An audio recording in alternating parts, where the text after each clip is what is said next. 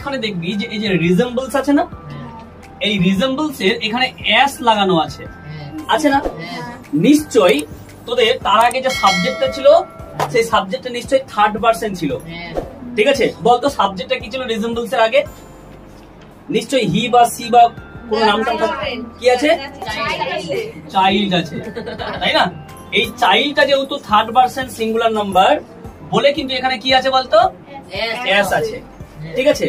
Phrasal ভার্বের অর্থই হচ্ছে ওইখানে কি থাকবে? ভার্ব থাকবে আর প্রিপজিশন থাকবে, তাই না? তারপরে হলো আমাদের ফেজাল ভার্ব, ঠিক আছে? এবার দেখবি তোরা এই যে রিজেম্বলস এর এস আছে না বলে রিজেম্বলস এর জন্য ফেজাল ভার্বটা আমরা কি পাচ্ছি বলতো? টেক আফটার,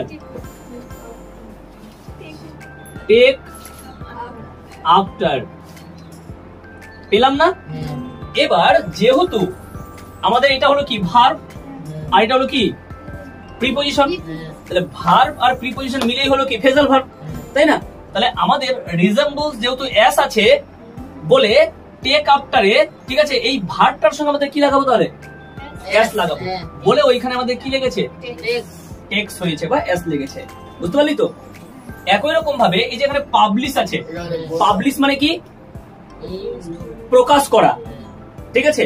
এবার এইটাকে যদি আমরা ইয়ে করি ফেজাল ভার্ব করি তাহলে কি আছে বলতো? ব্রিং আউট আছে, কি আছে বলতো? ব্রিং আউট আছে না? এবার এই যে আমরা কি জানি পাবলিশ হচ্ছে এটা V1 কিন্তু ইডি লাগানো মানে কি? V2। যখন এটা V2 আছে তখন এই ব্রিংটা হবে না, ঠিক আছে? এই ব্রিংটাকে কি করে বসাতে হবে? V2 করে বসাতে হবে, বুঝতে পারলি তো? বলে এইটাকে কি করেছে? এই ব্রট করেছে, BROUGHT,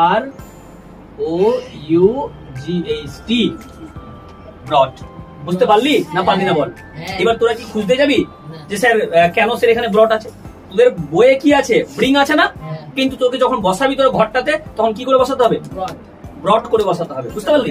যেহেতু আমার এই এখানে ভার্বটার সঙ্গে এস লাগানো ছিল তোকে কি করে বসাতে হবে? এস লাগিয়ে বসাতে হবে, বুঝতে পারলি তো? ব্যাস।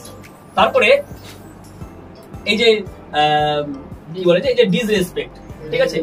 ডিসরেসপেক্ট যেটা আছে এটা কিন্তু V1 এই আছে, এটার সঙ্গে কোনো কিছু জিনিস লাগবে না, বুঝতে পারলি? কি আছে বলতো? Look down upon. তাহলে এইটাকে আমরা কিন্তু ওটাই করব, look down, look down upon.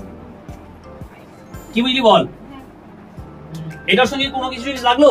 কারণ আমার এই ভার্বটা কিন্তু ফ্রেশ আছে বলে এটা V1 আছে বলে লাগলো না। এই তুই বুঝতে পারলি রে? এই ভার্বটা যেহেতু কি আছে? V2 আছে বলে আমরা কি করলাম?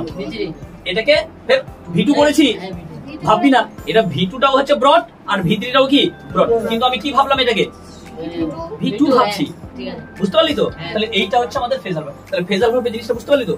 যেটা থাকবে ওটাকে উঠিয়ে দিব না, কি করব? ওটাকে আমি চেঞ্জ করে বসাবো, যেরকম ভাবে চেঞ্জ হবে ওরকম ভাবে বসাবো।